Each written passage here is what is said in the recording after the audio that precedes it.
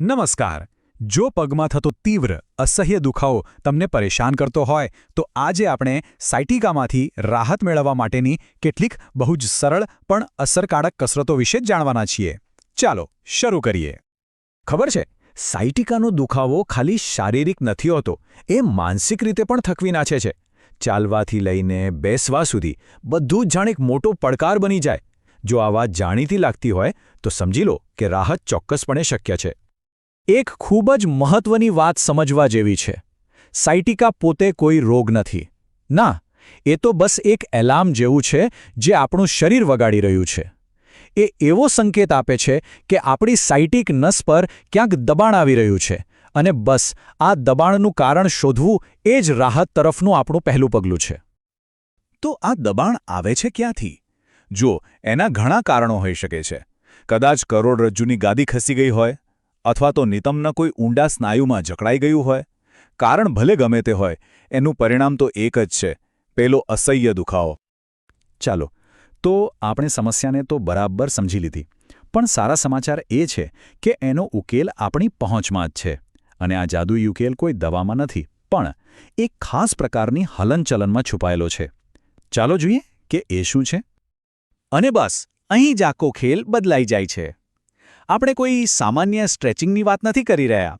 આ કસરતો ખાસ એટલા માટે બનાવવામાં આવી છે કે જેથી નસને શ્વાસ લેવાની જગ્યા મળે, જેથી તે પોતાની જગ્યા પર મુક્તપણે ફરી શકે. એટલે કે આ સ્નાયુ ખેંચવા કરતાં ઘણું વધારે છે. આ તો નસને આઝાદ કરવાની વાત છે. તો સવાલ એ છે કે આ કસરતો કામ કઈ રીતે કરે છે?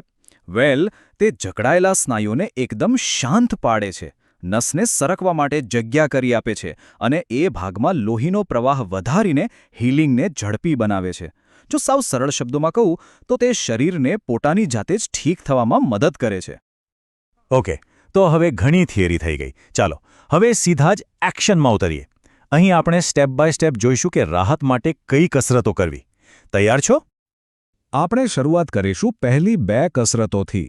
આ બંને કસરતો પીઠના નીચેના ભાગ અને પિરિફોર્મિસ સ્નાયુ પર ફોકસ કરે છે, જે સાયટિક દબાણના સૌથી સામાન્ય સ્ત્રોત છે.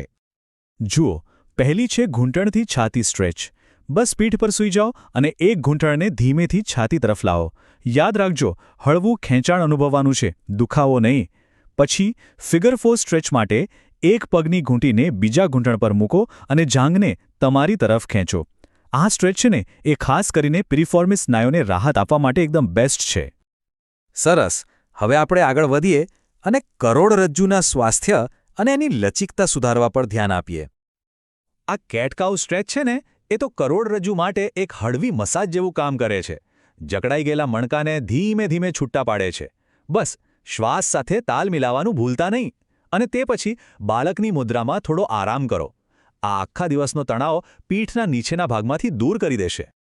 ઓકે, હવે આગળ વધીએ.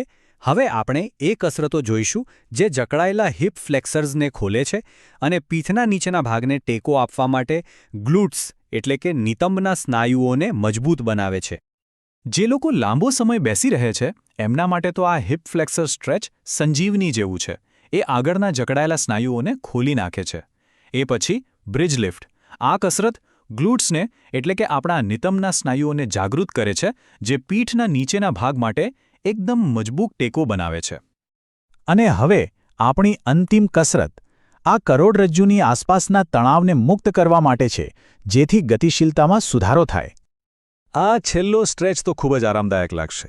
બસ પીઠ પર સૂઈને હાથ ફેલાવી દો અને ઘૂંટણને ધીમેથી એક બાજુ પડવા દો. ઊંડો શ્વાસ લો અને અનુભવો કે પીઠનો તણાવ જાણે ઓગળી રહ્યો છે. હા, બસ એટલું ધ્યાન રાખજો કે ખભા જમીન પર જ રહે. સારું, તો આપણે એ તો જોઈ લીધું કે શું કરવું. પણ હવે એનાથી પણ વધુ મહત્વની વાત, કેવી રીતે કરવું? કેમ કે સાચી પદ્ધતિ જ ફાયદો કરાવશે. ખોટી પદ્ધતિથી નુકસાન પણ થઈ શકે છે. તો ચાલો કેટલાક સુવર્ણ નિયમો પર એક નજર નાખીએ. આ નિયમોને બરાબર ગાંઠ બાંધી લેજો. 1. બધી હલનચલન ધીમે ધીમે કરો. 2. જો ક્યાંય પણ તીવ્ર દુખાવો થાય તો તરત જ અટકી જાઓ. અને 3. શ્વાસને તમારો સાથી બનાવો. અને હા, યાદ રાખજો, નિયમિતતા જ ચાવી છે. રોજ 5 મિનિટ કરવું એ અઠવાડિયામાં એકવાર 1 કલાક કરવા કરતાં અનેક ગણું સારું પરિણામ આપશે. હવે એક ખૂબ જ મહત્વપૂર્ણ ચેતવણી. જુઓ, આ કસરતો મોટાભાગના લોકો માટે એકદમ સલામત અને ફાયદાકારક છે. પણ કેટલાક એવા લક્ષણો છે જેને ક્યારેય ભૂલથી પણ નજરઅંદાજ ન કરવા જોઈએ. ધ્યાનથી સાંભળજો.